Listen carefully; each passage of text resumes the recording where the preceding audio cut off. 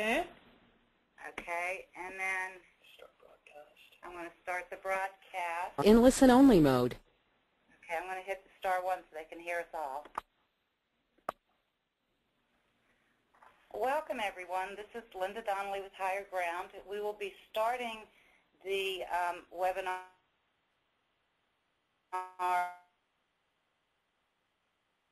in just a minute, and thank you for joining on.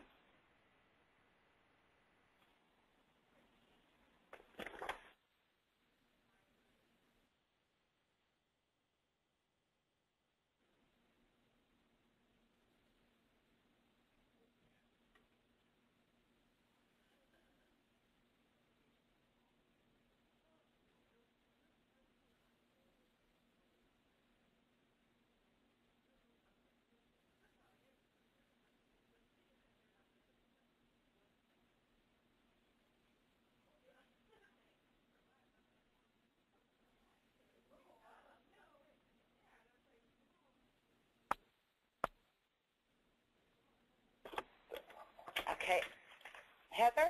Yes. Okay, if you will show your screen. It's the large button with the arrow. Thank you. We're going to start the webinar now, and I'd like to thank everyone for joining us. Once again, this is Linda Donnelly with HigherGround. Before we get started, there are a few items I'd like to note about the broadcast. First of all, GoToWebinar mutes the attendees, so we cannot hear you. But your questions are important to us, and they can be communicated to us by typing them in the questions box that's presented to you by GoToWebinar. At the end of the webinar, we will address as many questions as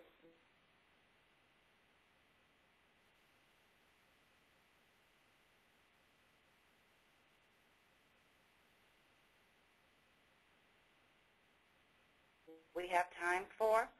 And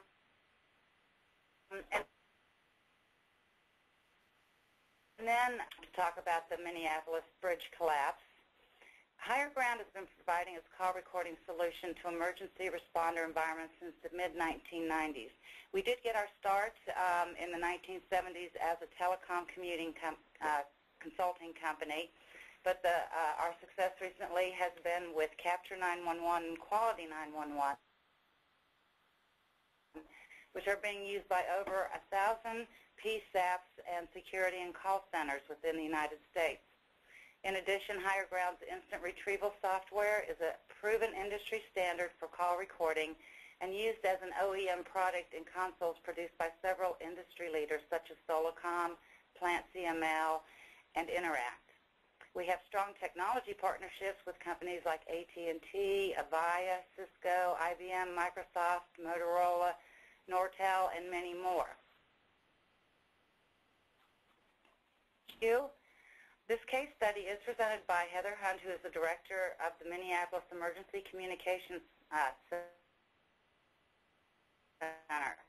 And she'll be talking about what led up to the collapse, the subsequent emergency response, as well as the technology used to guarantee a fast and accurate response, certified emergency number for professional, and is the current president of the Minneapolis chapter of National Emergency Number Association.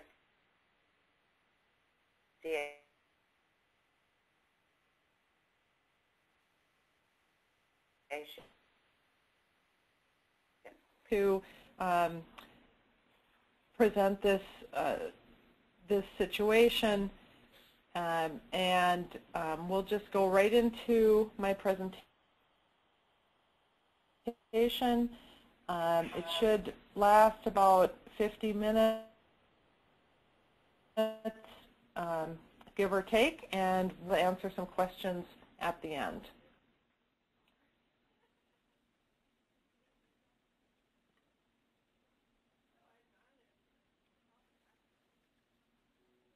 Now, the I-35W Bridge over the Mississippi River in the city of Minneapolis opened in 1967. An average of 140,000 vehicles cross that bridge every day.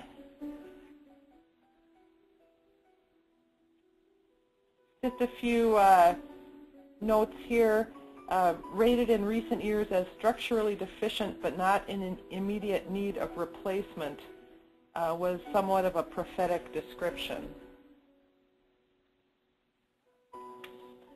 On August 1st, 2007, it was a beautiful day, 90 degrees temperature in Minneapolis.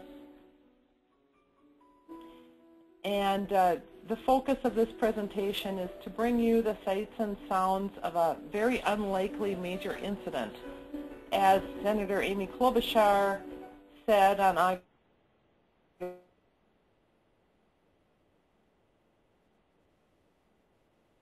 2nd, one east and one west, flowing through the Twin Cities of St. Paul and Minneapolis. The picture on the right shows how the bridge used to look. And the picture on the left shows the I-35W Bridge prior to the collapse on the left.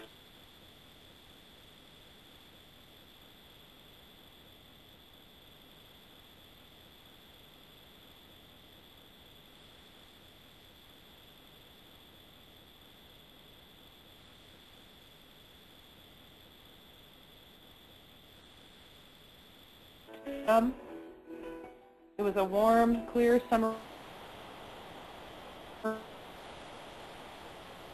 evening.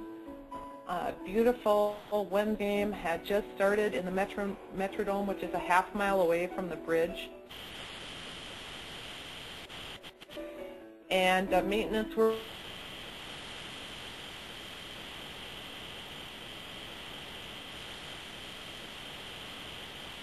workers were ground in the basement of City Hall, again just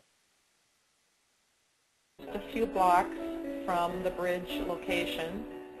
Our staff meeting had just concluded, and we had all of our supervisory staff, less a couple, were still in the building. We had 17 people working. Supper breaks were just starting. Minneapolis Police and Fire were out on the street responding to business as usual. And I was sitting on my downtown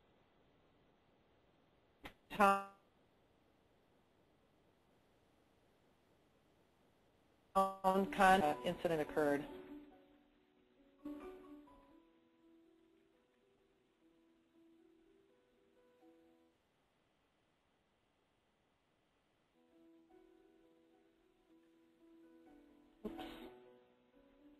Excuse me, I want to play an audio and it didn't.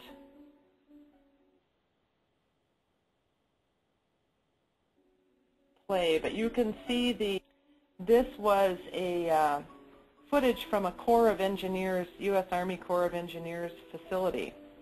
And it appears that the failure began in the foreground and a chain reaction ensued.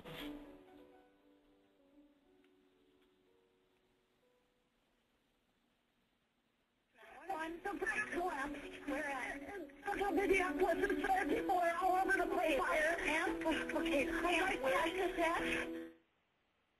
There's a bus on there. Okay, hold on. Where am I, ma'am?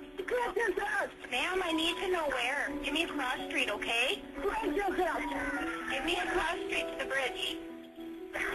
Hold on. What bridge is that? I don't know. Please tell me. I need a location. What bridge is that? What bridge? What's the cross street, ma'am? Okay, I see it from. Where is the golden flower? I can see the golden flower. Okay. I can see Riverview.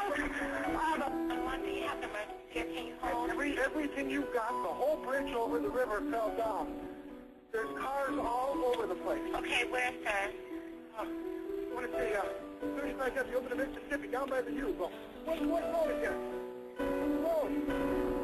It is the whole, there's hundreds of cars. They're in the river. Bring everything you got. Okay, sir, we're getting them started, okay? Oh, hurry up. All right, sir.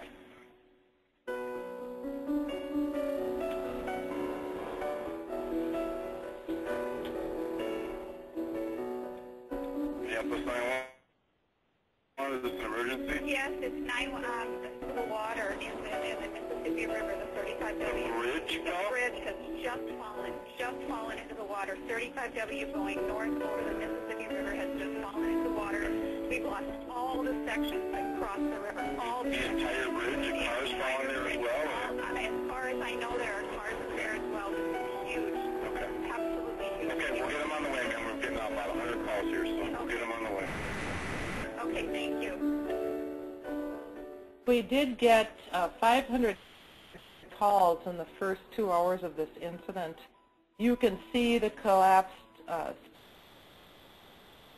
spans there in the water, damaged roadway.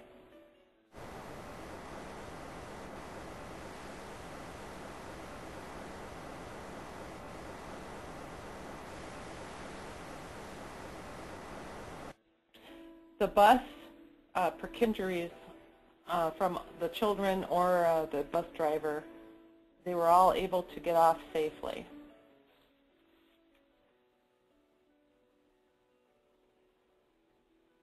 Just another view, you can see a citizen trying to help someone out of that crushed vehicle.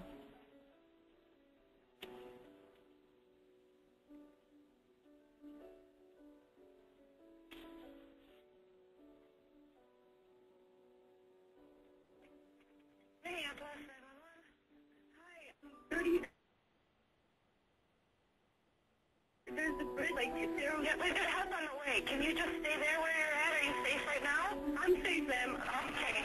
Okay, but... Okay, just stay there, okay? There's a house coming. Okay. All right. Bye-bye. You can see in this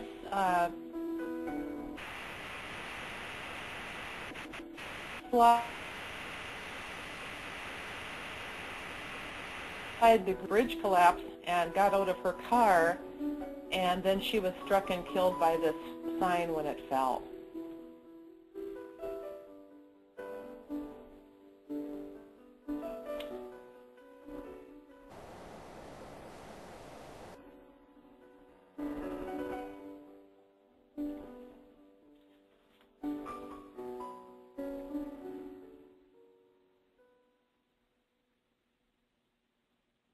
You can see that this building here was the University of Minnesota physics lab, and they had several things going on there. They were testing a brand new super MRI machine with all kinds of very sensitive instruments in there. They also have a lot of radioactive and mercury storage in that building, and you can see how close the bridge came to hitting that facility.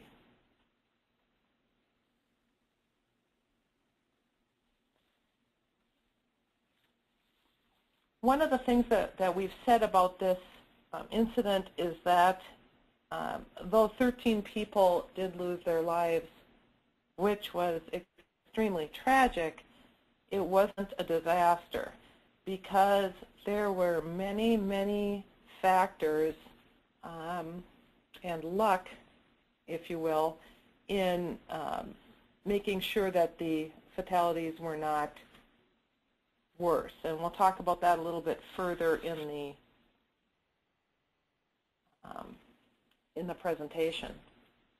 So we've just what greeted the rescuers when they responded, and we will talk about now the police, fire, and EMS responses, the Emergency Operations Center and off-scene action, the efforts that we had to go through to reconstruct the incident and where HigherGround played a key role, and then we'll be able to have some time left for questions.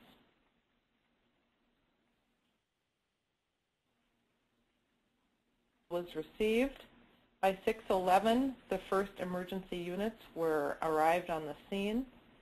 By 6:20, we had activated our Emergency Operations Center and established a unified incident command at the scene. And it says sort of, and we'll talk about that a little bit later also. And by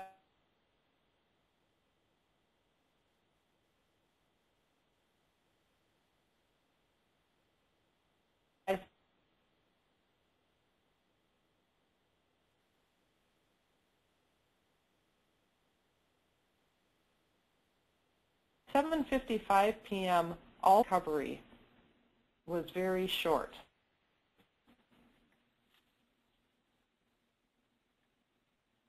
Here you can see some of the various responding agencies. We have 22 phone lines coming into our dispatch center.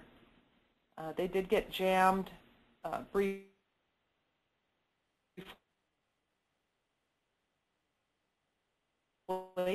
but it recovered, and we were taking calls for the first few minutes.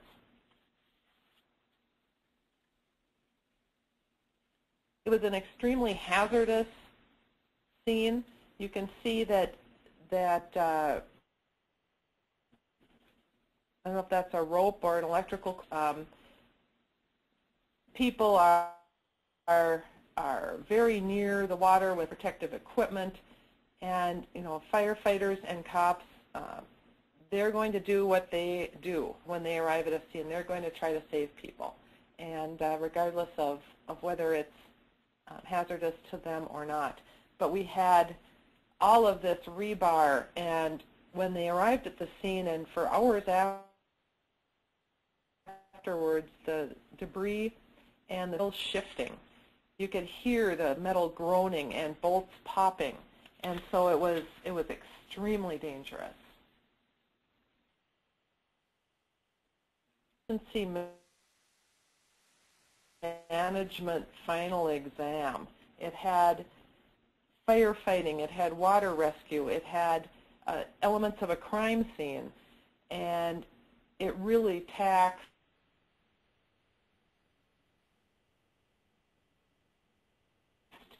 everyone's ability. You can see the Tasty Bread truck there, or other car fires very close there to the school bus. Water rescue, you can see the feet of the firefighter who was trying to remove someone from that car. A lot of boats. And then there were patients to take care of. We had a lot of these people in scrubs were attending a CPR class at the Red Cross building, which was right next to the bridge at the time the bridge collapsed. So they came out and were providing assistance.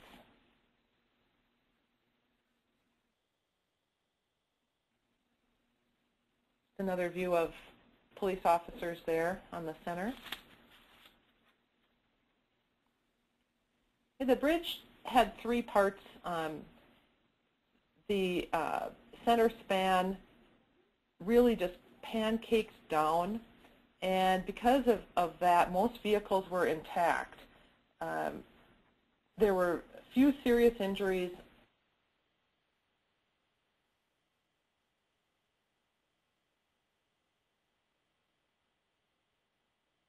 On the fact that there was less traffic on the bridge than usual because of construction, and also seat belts were greatly credited with preventing more serious injuries. So buckle up.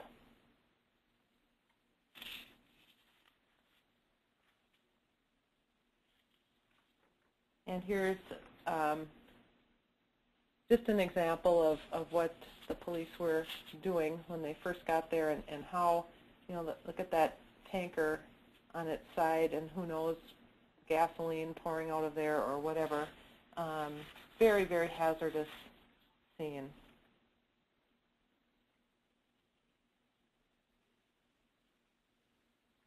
Minneapolis 911. University with a transfer history from the bridge collapse.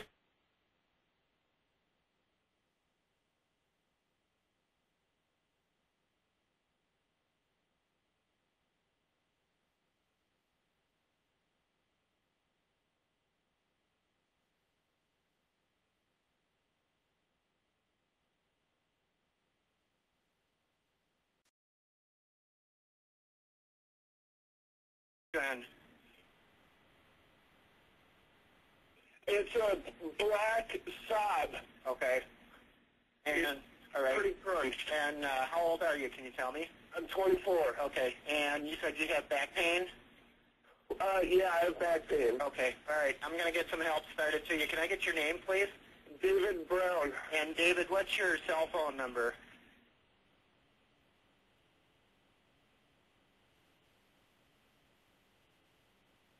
651.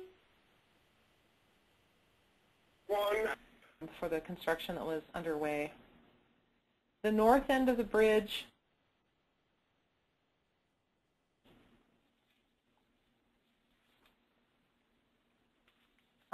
posed some interesting challenges, especially trying to get to these areas here.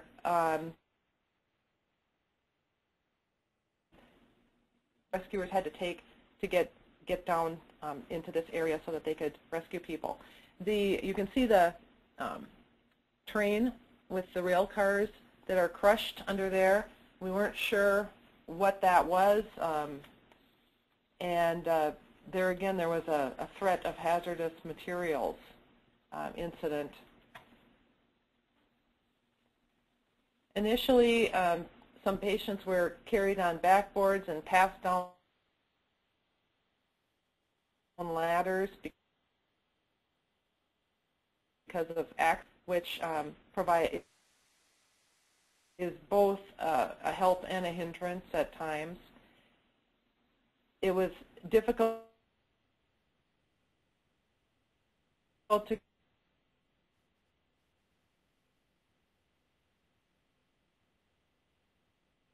control vehicles.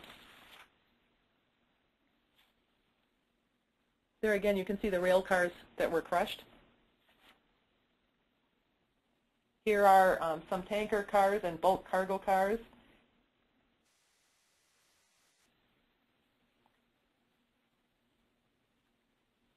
Another view, and then nobody was sure what this was, this white substance on the ground. And it did turn out to be an inert plastic substance.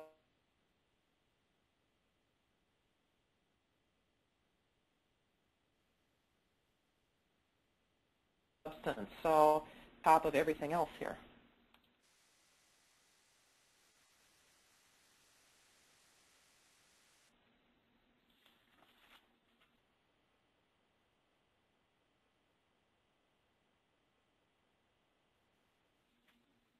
The vehicle to determine whether anyone else is still trapped.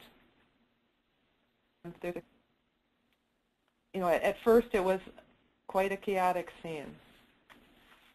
Here's a view of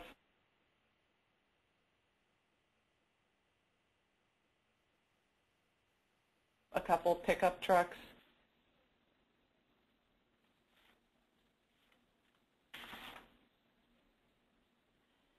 Okay, this is a view of the routes and that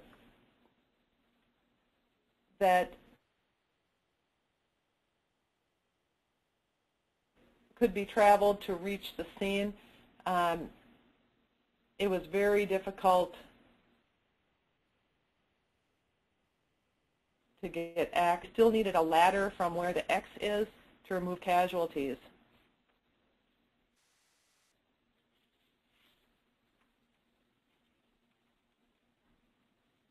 On the south end of the bridge, it was a little easier. The bridge settling with the bolts popping was not as prevalent as it was on the north end. Evacuate civilians from the south end, and the school bus there was in this area. The Red Cross Assistance Center was right next door. They were able to set up triage and staging areas very quick. Well, actually, we're on the river road where the bridge collapsed, and there's people that need an ambulance on the river road. I don't know if you've already sent people down on the river road.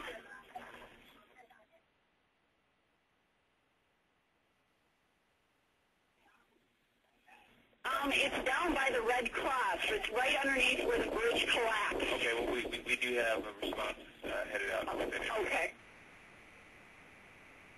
Okay, I just wanted to make sure. Again, rush hour, so there were a lot of people out walking. This is a very nicely developed walking and biking path area. Here you can see the plywood. And that's where they got the sheets of plywood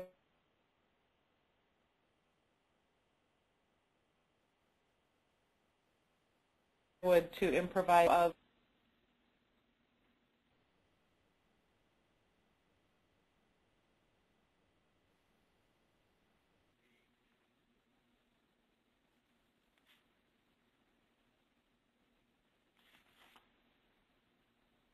The fire department first vehicle arrived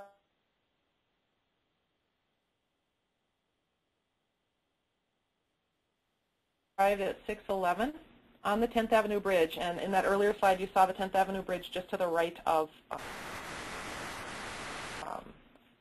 the 35W Bridge. Was very convenient. Police chose not in location. They were still concerned about whether this could have been a terrorist incident, and initially were very cautious about putting their personnel on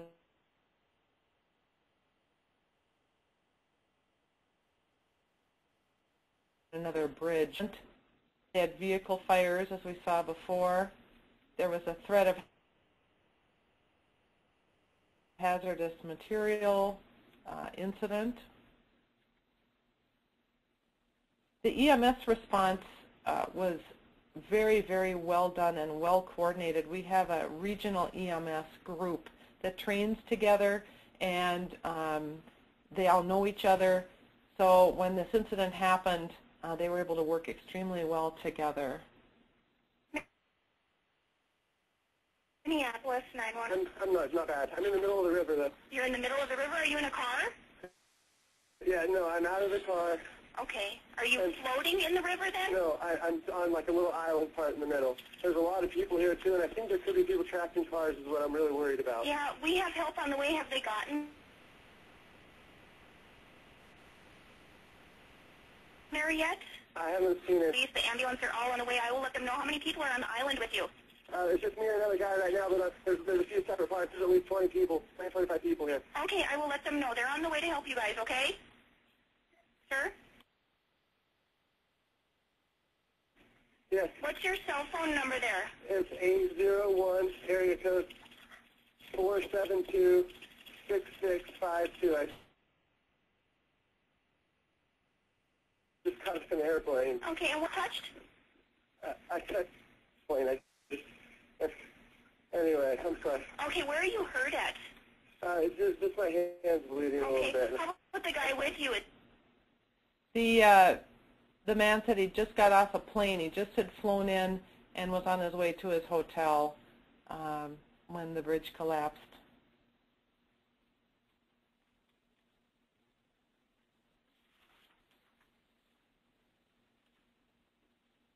EMS had an excellent response. They were able to clear the victims.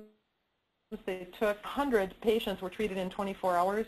They transported 50 patients by EMS, 8 to 13 casualties via other vehicles, and then there were other power. During this entire response, they used 29 ambulances in the first 4 hours, and miraculously, there were no serious injuries to any first responders. By 2 hours and 6 minutes, EMS had finished all their transportation.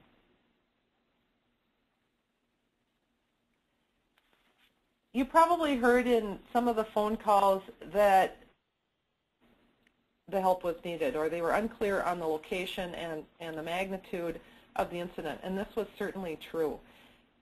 It's just such an unheard of occurrence that we did have difficulty understanding the scene.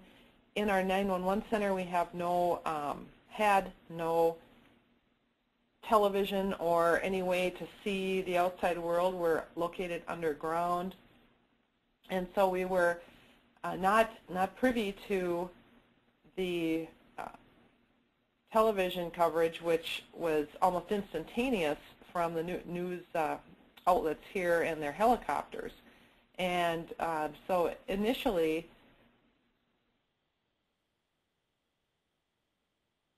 it was difficult. You know, what do you mean our information? And the location was also difficult. Our operators are trained to attach a street address to everything, and that added some confusion. It didn't contribute to any delay in the response, but it was definitely an issue that we had to deal with. And in our after-action reports, we recognized the world was seeing, and we got grant funding and put a video information system in our center. In the end, with this incident, it was all about relationships, working together, training together, developing a shared vision for the community. And this is a goal that was very important to all of us and worked very hard to do. And it really helped in the response. Everyone spoke the same language. We knew what we were doing, and were able to coordinate all of those multiple agencies that responded very, very smoothly. There were no, egos were checked at the door. There were no turf fights, but whatever it is, it worked for us here. And you can see a command post up there. This is post-incident.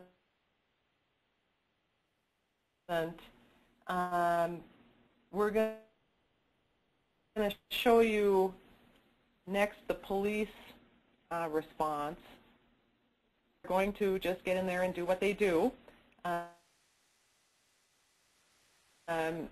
There was a SWAT team call out. We didn't know whether there was going to be another incident, whether this was a bomb or a sabotage or a terrorist incident. And so police were working to rule those things out. Again, I said they chose not to co-locate the command with fire, and they had, these are the police.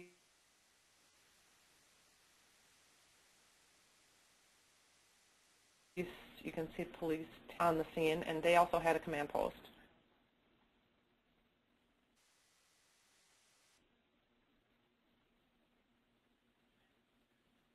We were overwhelmed with missing person calls in our center. Anyone who knew someone who lived in Minnesota, it seemed, and they didn't answer their cell phone, all over the world, trying to locate people's loved ones. They narrowed that list down within 48 hours to 8 confirmed missing people. They set up a family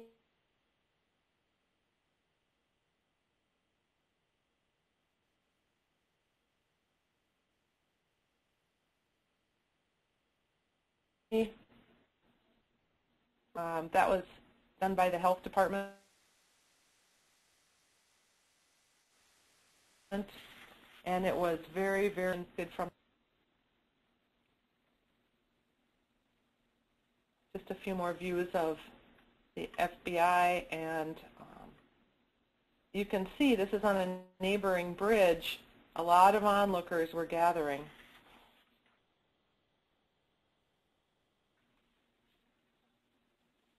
This is just a sector view of how the responders set up the incident into 4 main sectors so that they could better manage within those sectors. They had commanders for each sector. The pre-training was really helpful. There were a few more challenges with police, and when the president's helicopter comes in, they have to stop everything and deal with that. So in addition to managing a major incident, they're managing media, they're managing VIP visits. It's very challenging work. Command, all units. Thank you all. This is George W. Bush, your president, calling to thank you for your compassionate response to this sudden tragedy. I've been very impressed by how coordinated the efforts are and how hard you're working. So thank you. God bless you. God bless your families. God bless the victims. CP resume traffic. Here again,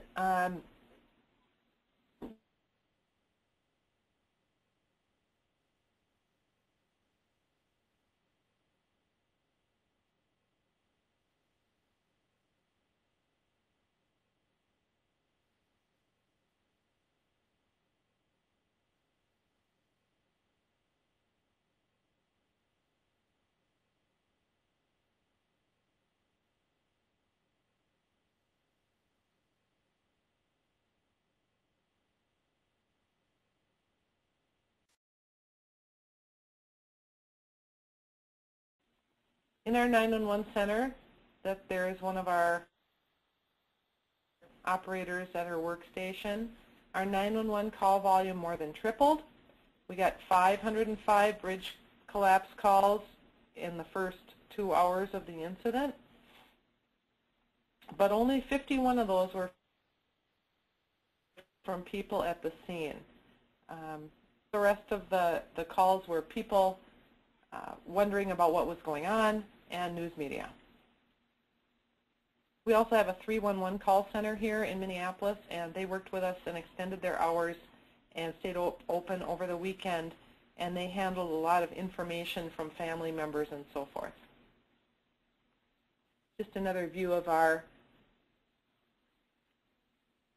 phone screen and our CAD screens here.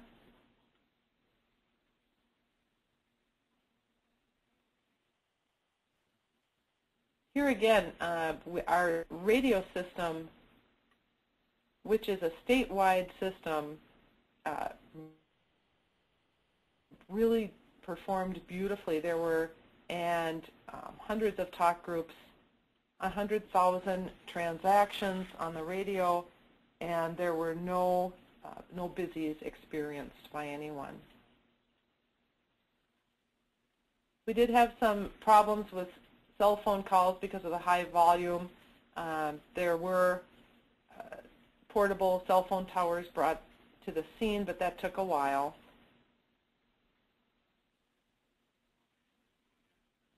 This is our EOC routed. This is the command center where the commanders from the various agencies, as well as finance, logistics, city communications, set up to provide support to the incident command.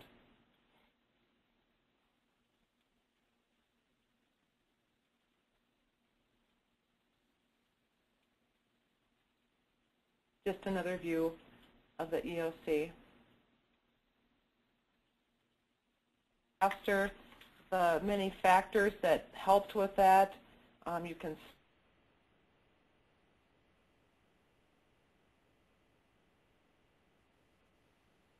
see here we had a major metro area, so there were many resources readily available.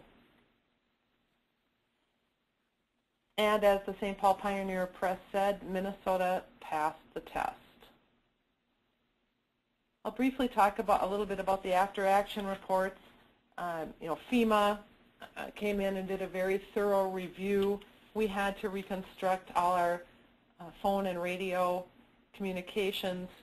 It was very easy to do. We didn't lose any data on the HigherGround system, and it was really simple to provide all the data that we were being asked for, with no problem at all. Here again, they credit our excellent working relationships, cooperation, training, and technology.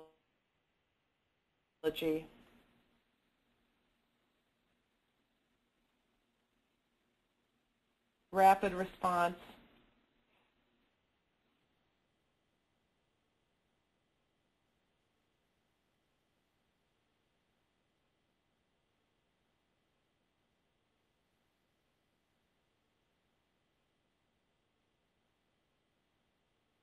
Sources available.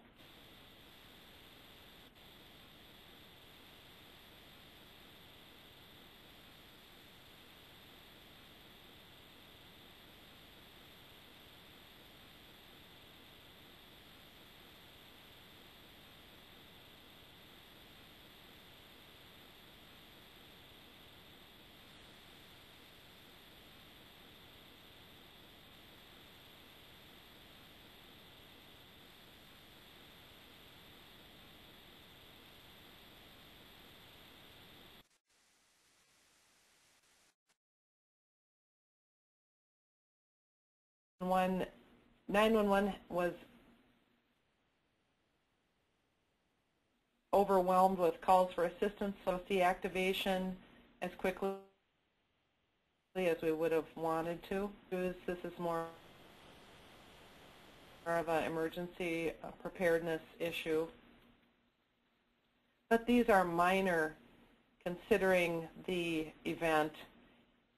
Minneapolis was awarded an Outstanding Call Center Award for 2007 by the E911 Caucus in Washington, D.C., and you see Senator Amy Klobuchar there. So this is our shameless plug for our 911 center. And that is the presentation. I'm 4 minutes over. But I am ready to take some questions if we have time and if there are some. Okay.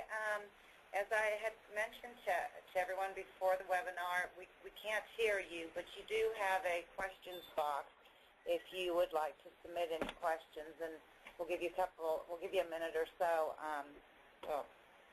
to type those in if you do have any. And I will say, Heather, that was a terrific presentation that was very, very good. A lot of information on that. So if anyone has any questions at all, let's see. Okay, we've got questions coming in.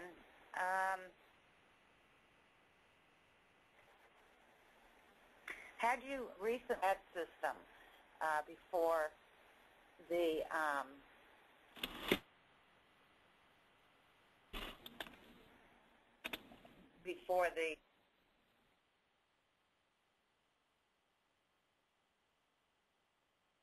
Yes, in fact, we went live on our new CAD system.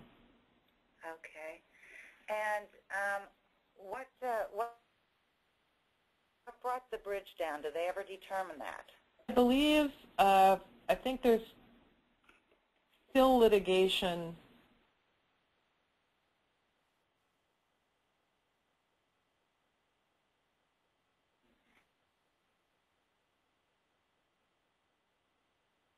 ongoing, but I believe it was a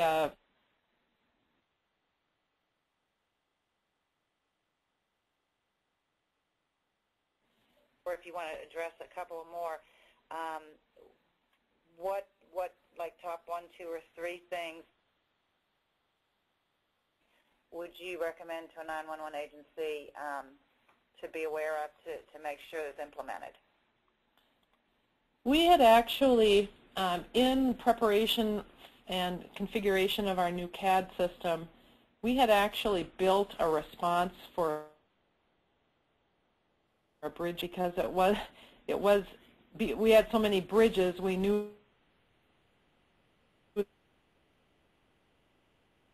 that was a potential issue outside of the realm of possibility.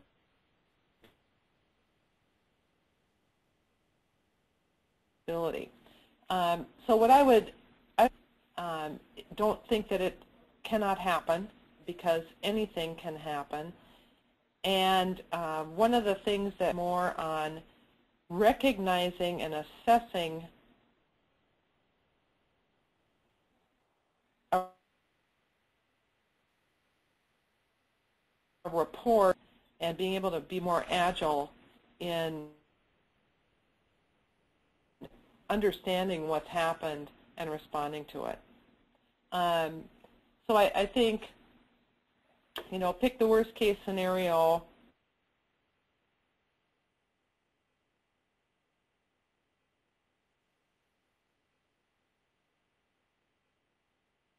That out of supervisors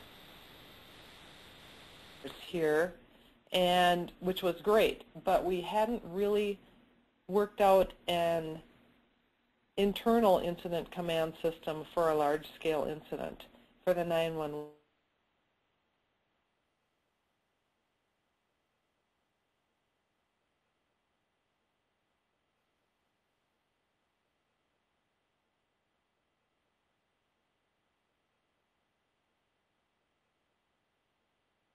One center, themselves divide duties and so forth in a major incident. And so we experienced a lot of duplication. People were doing a lot of things, but a lot of people were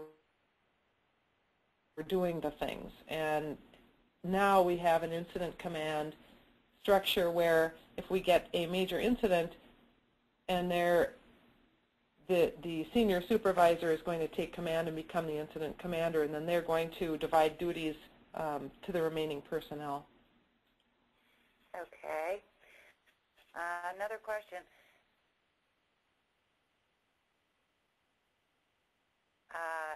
This person said they may have missed it, but many total agencies, public safety agencies, finally responded, and of that, how many were out of their jurisdiction? I don't have an actual count.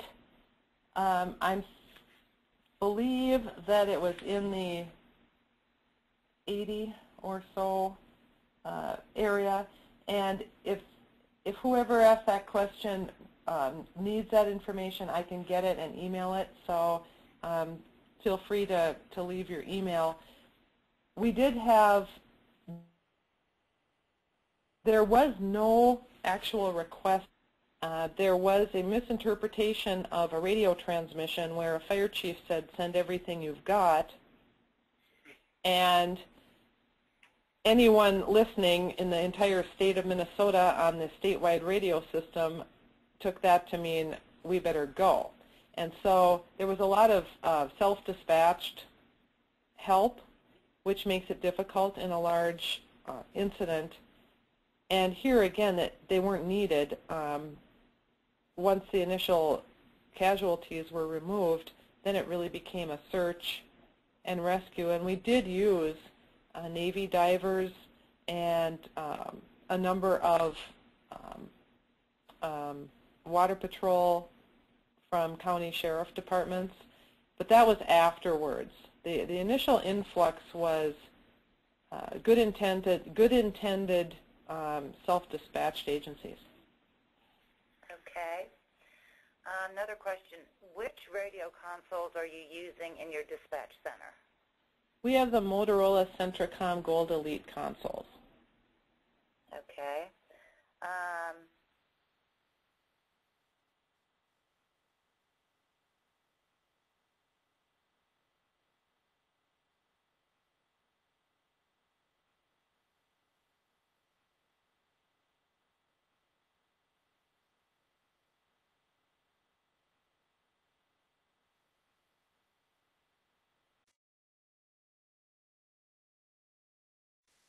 Between us and State Patrol, we were able to recreate everything. Okay. I think that's all. The wants to slip one in real quick. Okay, well, thank you everyone for coming, and thank you so much, Heather. And so this will conclude our webinar today. At the end of the webinar, we will have a survey for the attendees. It's only 4 or 5 questions. If you could take 10 to 20 seconds, it's very fast to answer that survey, we would appreciate it. Thank you all, and have a great day. Thank you.